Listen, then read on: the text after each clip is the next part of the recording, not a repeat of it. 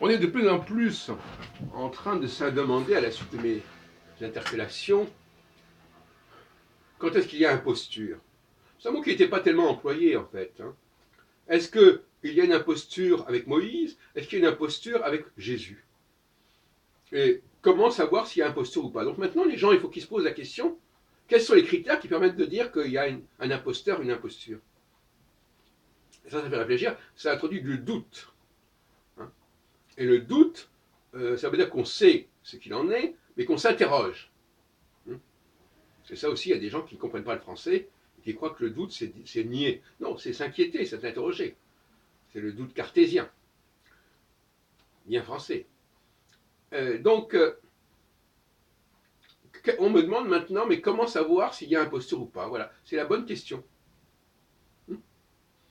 Est-ce que Jésus était un imposteur? Alors, il y a déjà le dossier, alors il y a déjà les motivations et les circonstances. Quand quelqu'un se dit accomplir des prophéties, il y a déjà un soupçon d'imposture, un risque d'imposture si l'on préfère, puisque ça veut dire qu'il y a quelque chose qui est annoncé et que la tentation est grande de dire voilà, c'est en train de se passer. Que ce soit pour nous annoncer la fin des temps, que ce soit pour nous annoncer l'arrivée de je ne sais quel Messie, eh bien il y a des imposteurs qui peuvent dire mais voilà, ça y est, c'est en train de se faire. Ils vont mettre en avant des signes.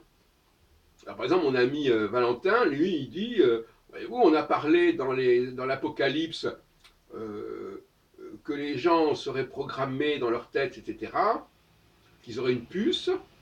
Eh bien, voyez-vous, c'est en train de se faire, on est de plus en plus programmé, etc.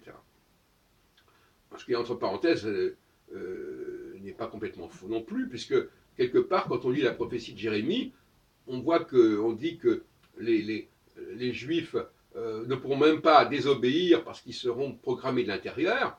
Donc, quelque part, oui, en effet. Bon.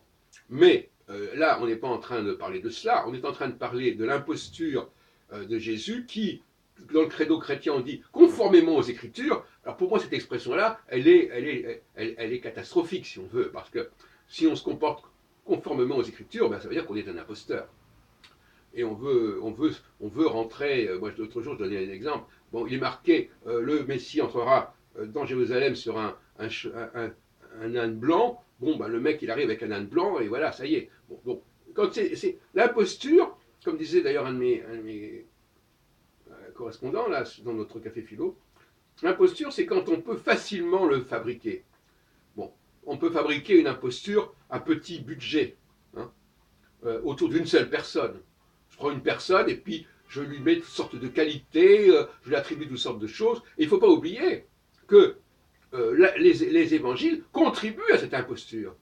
Alors on ne va pas dire Jésus n'est pas un imposteur parce que dans les évangiles il est écrit ceci ou cela. Non, les évangiles vont dans le sens de l'imposture. Donc, bon.